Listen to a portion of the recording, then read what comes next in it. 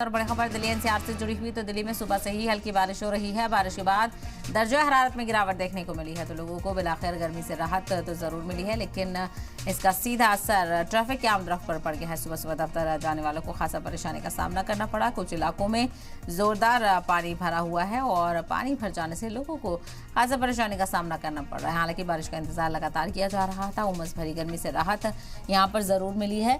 तो वहीं महकमा मौसमियात की तरफ से अलर्ट भी जारी किया गया है। आपको बता दें चलिए, बारिश के बाद दर्जा हरारत में गिरावट दर्ज की गई है और दिल्ली एनसीआर के इलाकों में सुबह से ही झमाझम बारिश के चलते लोगों के चेहरे खुल उठे हैं। लोग कुछ घूमने के लिए भी निकल रहे हैं तो वहीं दफ्तर जाने वालों को थोड़ी ताखीर यहाँ पर देखने को मिल रही है, क्योंकि कई इलाकों में पानी के चलते जो ट्रैफिक की रफ्तार है वो धीमी हो गई है। लोगों को गर्मी से राहत जरूर मिली है, लेकिन बारिश की वजह से परेशानियों का सामना ही करना पड़ रहा है। तस्वीर आप देख सकते हैं किस तरह से लोगों ने फ्लाईओवर के नीचे पनाह ली हुई थी, तो वहीं बारिश के चलते जो ट्रैफिक की आमदरफ्त है उस पर भी खासा असर पड़ा है और कुछ इलाकों में पानी भर जाने से परेशानी का सामना भी करना पड़ रहा है।